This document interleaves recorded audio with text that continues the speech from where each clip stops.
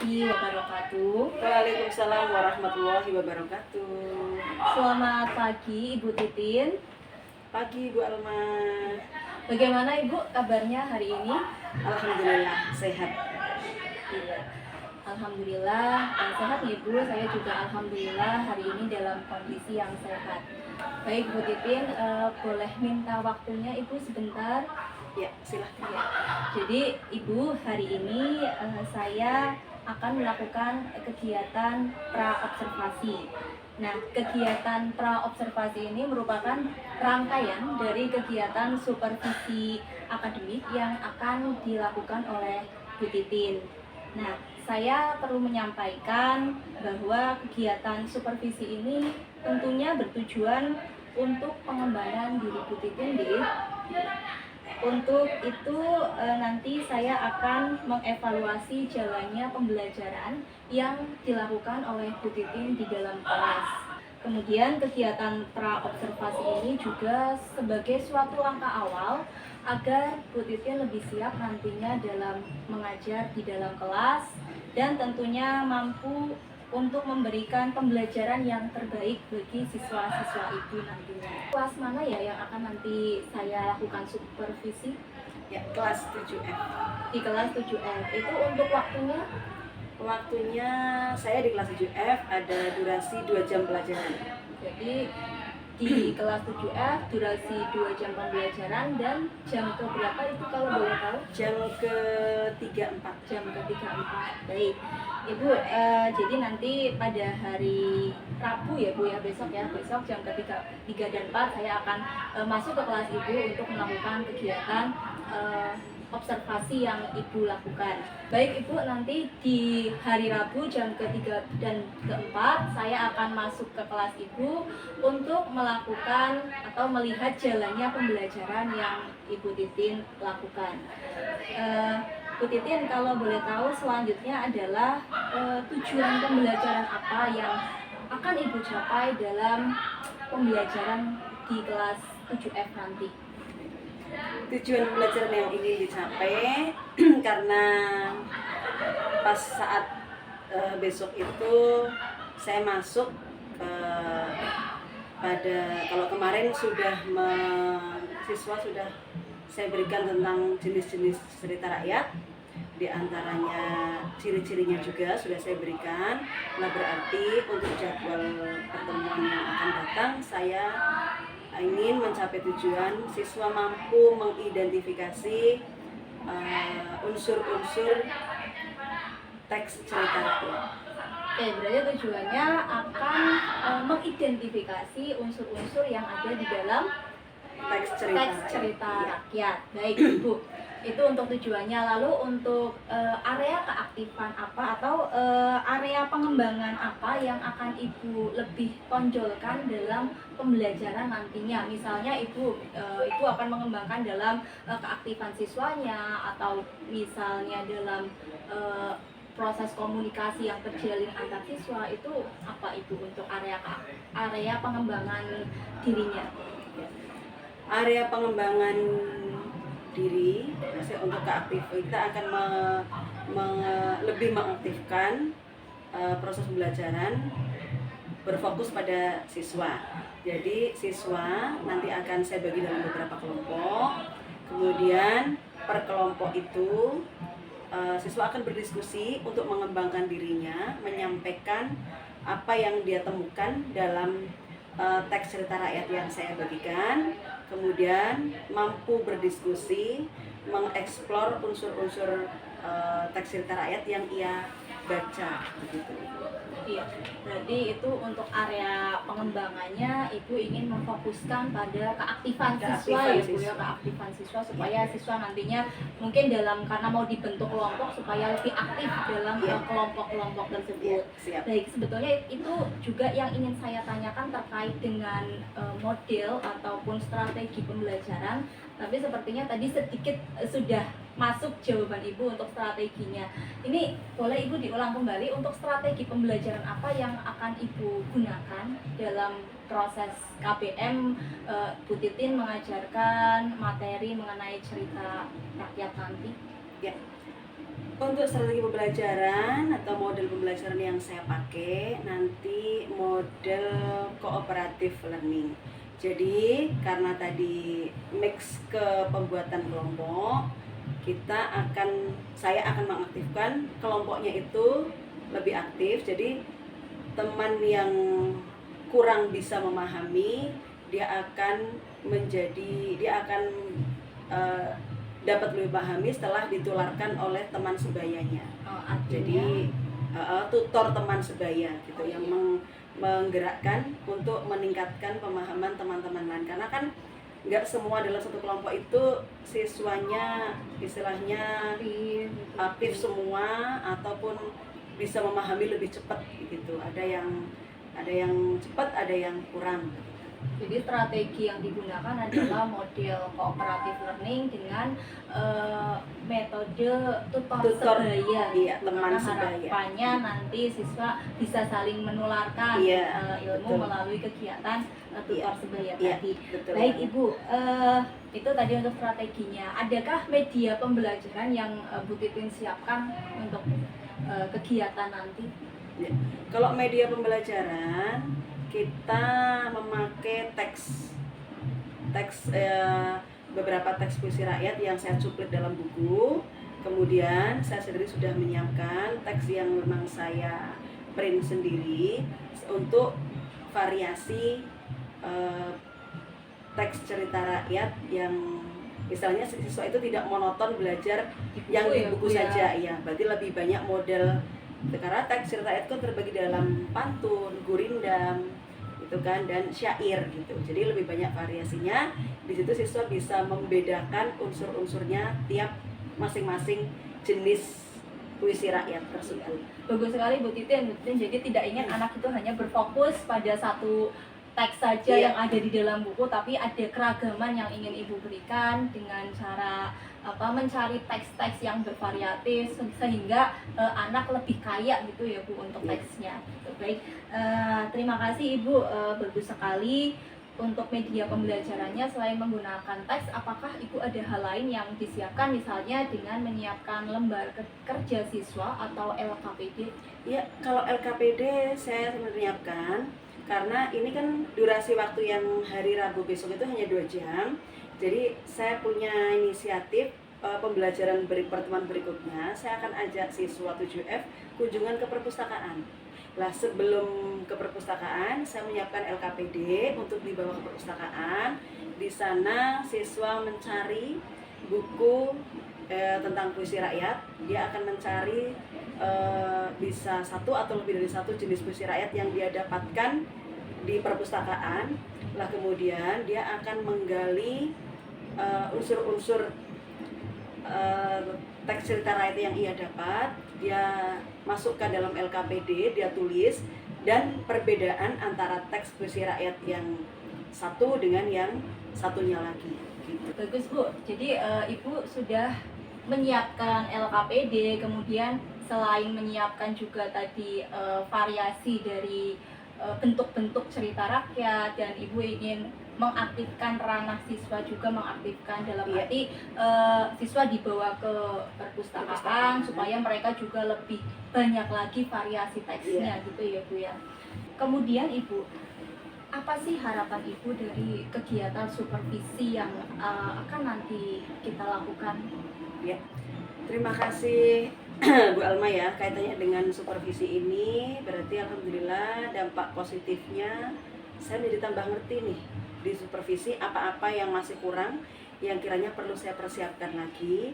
Kemudian jadi tahu model pembelajaran yang saya pakai ketika mengajar di kelas tidak monoton hanya pakai satu yang itu terus, istilahnya harus mengembangkan lagi dengan model pembelajaran strategi yang lainnya juga.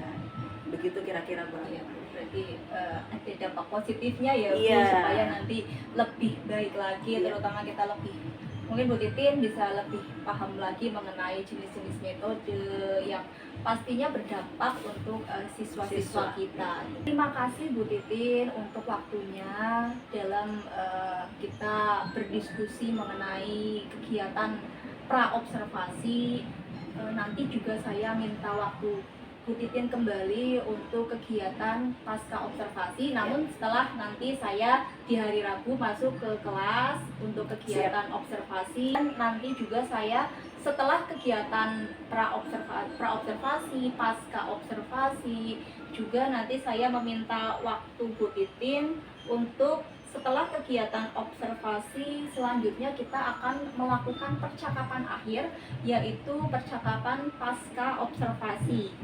Nah, percakapan nanti tidak hanya kita berdua Bu Titin, tapi nanti didampingi juga oleh pengajar praktik saya. Mudah-mudahan Bu Titin bersedia untuk melakukan kegiatan pasca observasi bersama dengan pengajar praktik. Ya, siap.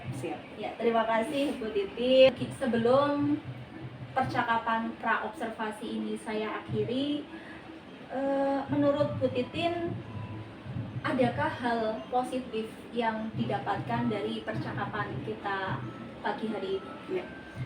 Saya tertantang untuk lebih baik dalam pembelajaran di kelas. Kemudian tertantang juga untuk menggunakan model pembelajaran yang lebih variatif. Begitu kira-kira Bu. Jadi ada tantangan ya Bu untuk kaitan dengan model-model pembelajaran yang lebih variatif. Ya, tadi punya dampak yang bisa mengaktifkan area keaktifan siswa gitu.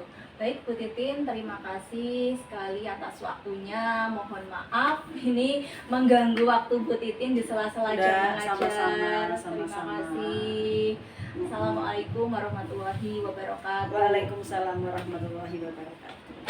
Assalamualaikum warahmatullahi wabarakatuh. Waalaikumsalam warahmatullahi wabarakatuh. Apa kabarnya 7F? Baik. Alhamdulillah ya. Meskipun di cuaca yang sangat terik di siang hari ini, tapi insya Allah kalian masih semangat belajar ya? Ya. Semangat belajar di 2 jam terakhir. Kita akan kembali belajar materi pelajaran bahasa Indonesia. Kita flashback yang kemarin pertemuan kita. Setelah pelajaran kita bab 1 selesai, diakhiri dengan kalian menulis teks deskripsi kemarin. Kita sekarang akan belajar beralih ke bab 2, bab berikutnya, yaitu tentang puisi rakyat. Silahkan dicari di halaman berapa itu di dalam buku pelajaran. Halaman 22. Ya. Halaman 22? Bukan. Halaman 37. Bab 2, kalian buka berkelana di dunia imajinasi.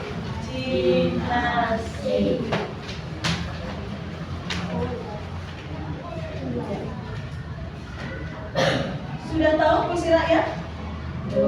Sudah tahu? Di SD barangkali kemarin sudah diajarkan? Lupa. Kalau puisinya saja tahu? Tahu. Puisi adalah apa? Apa yuk? Saya bingung antara puisi dan puisi rakyat itu yang seperti apa? Pernah mendengar kata pantun?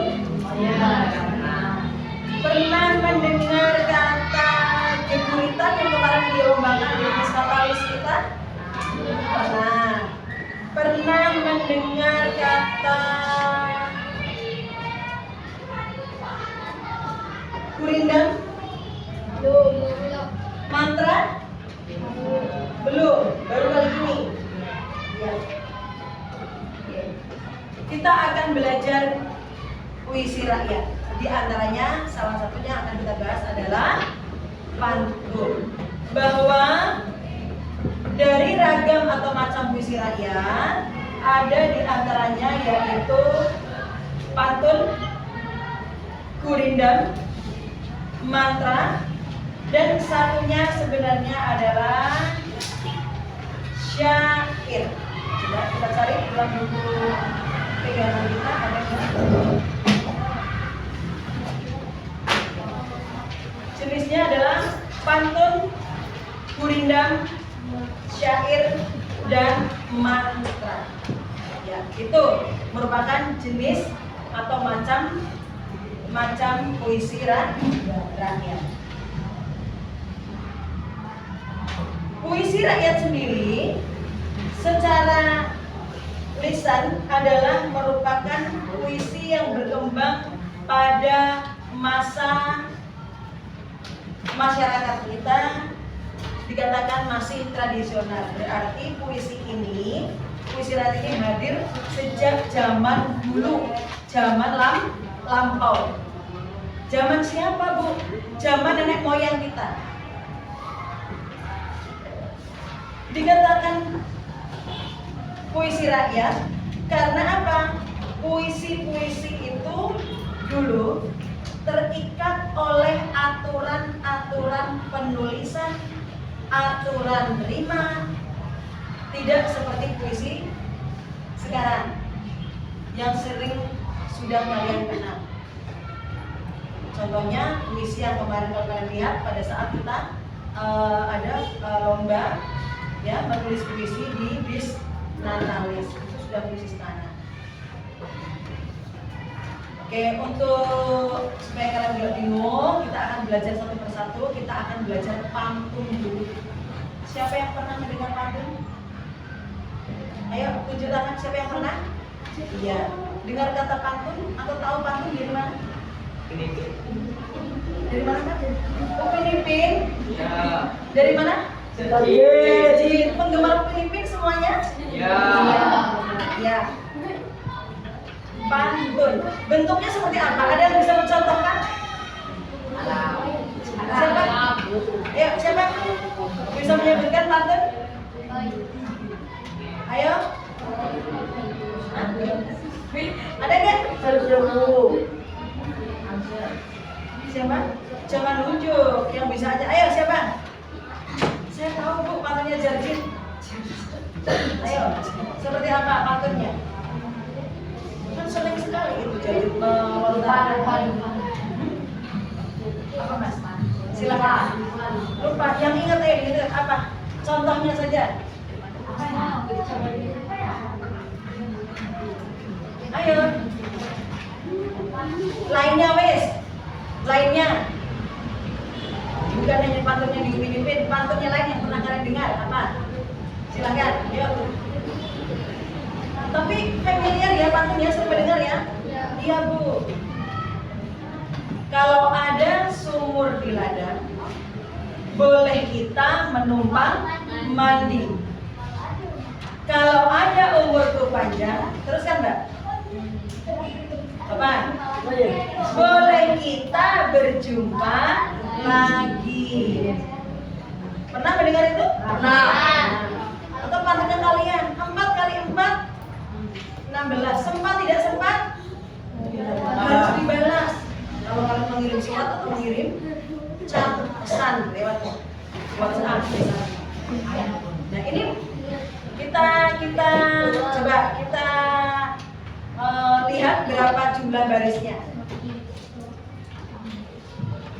Kalau ada sumur di ladang, 1, boleh kita menumpang mandi. Baris kedua.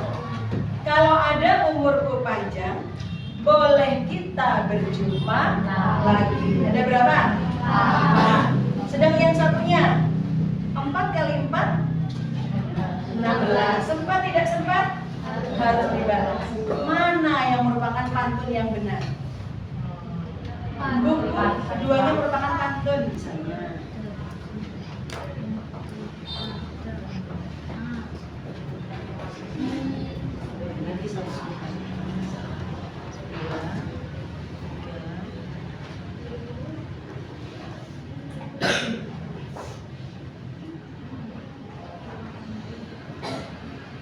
Ya. Berapa itu, Mbak? 9, iya. Padahal di sini setiap baris terdiri atas 8 sampai 12 suku kata. Berarti yang contoh itu memenuhi sebagai pantun nggak? Ya. Memenuhi syarat-syarat pantun? Ya. Sekarang ciri yang ketiga. Siapa yang membacanya? Ciri yang ketiga. Silakan, Mbak. Ciri yang ketiga. Baris pertama dan kedua merupakan sampiran, baris ketiga dan keempat merupakan Baris pertama dan kedua merupakan sampiran. Coba dibaca baris yang pertama. Semuanya? Kalau ada Ya, itu merupakan sampiran.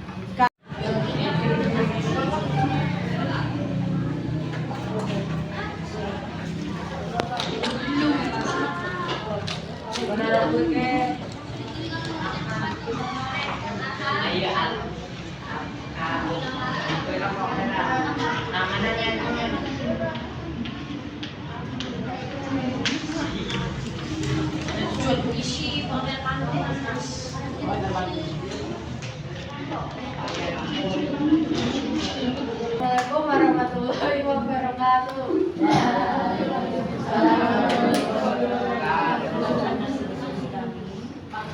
Berdasarkan hasil diskusi kami, pengertian pantun adalah jenis puisi rakyat yang terdiri dari 4 baris. Terus,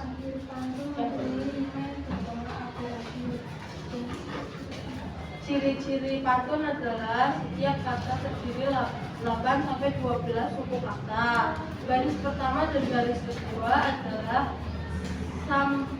sampiran. Baris ketiga dan keempat adalah isi.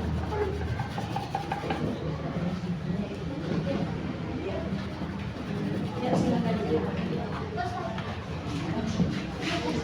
Bagaimana yang lainnya? Setuju nggak?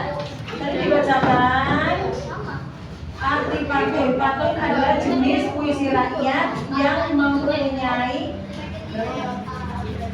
yang terdiri dari 4 baris yang mempunyai rima A, B, A, B. Setuju gitu? Setuju? Ada jawaban yang lain? Kelompok lain mau menambahkan? Oh iya, silakan di belakangnya. Maju. Kemudian ciri-ciri pantunnya dulu apa tadi? Baris ke-1 dan kedua merupakan sampiran, baris ke-3, 4 adalah isi. Itu 1 ya. Ciri kedua? Iya, terdiri dari 8 sampai 12 suku kata. Jawabnya hanya itu. Kemudian kelompok lain mengatakan pantun adalah jenis puisi rakyat yang terdiri dari 4 baris yang mempunyai rima berpola A, B, A, B. Paham ya ini ya? Ya. Semua yang dijabarkan tadi dikatakan oleh teman-teman kalian lagi adalah pengertian yang benar, meskipun kalimatnya berbeda, tapi intinya sama. Sekarang kita ke ciri-ciri pantun. Yuk, yang pertama apa tadi? Yang sudah disebutkan oleh teman-teman kalian? 1 baitnya terdiri atas 4 baris. 2. Ini jumlah siswa ini ada 5 siswa atau ada 30 ya? 30, betul? Cek suaranya 30. Nah, ulangi lagi. 1, ciri-ciri pantun. Terdiri dari 4 baris. 2. 8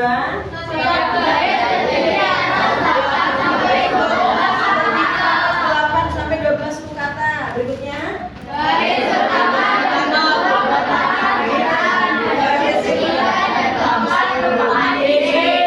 Bagus. Ada lagi? Lima berpola AB AB, artinya ada baris pertama sama dengan bunyi baris ke dan akhir bunyi baris ketiga sama kedua sama dengan ke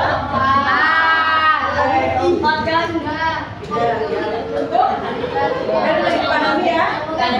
Kalau begitu sekarang kalian saya minta untuk berlatih membuat pantun karya sendiri. Kalau tadi kan sudah dapat contoh, ya. Kemudian contoh pantun yang lain bisa kalian simak, bisa kalian baca di halaman 39. Nah, di halaman 39 ini ada contoh pantun. Sekarang saya minta kalian buat pantun karya sendiri. hanya satu pantun. Temanya bebas. Apa saja? Satu orang satu. Iya. Bukan pribadi kalau ini. Bangkunya nanti saja di depannya, nanti tidak apa-apa masuk ke. Jadi PR aja Bu. PR apa? Bukan PR di sini.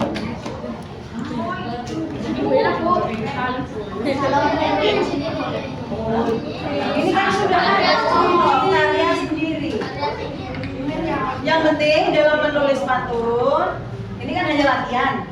Kalian kan sudah berpegang pada ciri-ciri aturan penulisan pantun. Berarti kalau membuat pantun harus rimanya A, B, A, B. Ada 2 sampiran, ada 2 isi. 2 baris sampiran, 2 baris isi. Ikuti yang seperti itu maksudnya ya. Coba dilihat dari jumlah suku katanya. Dicek. Karena di antara 8 sampai 12.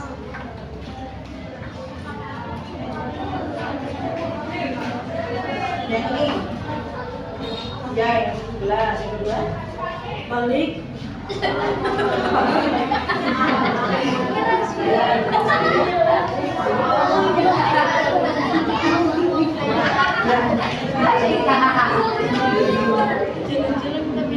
Ya, karena waktu sudah selesai, sudah selesai. Yang belum selesai, ya dibuat PR.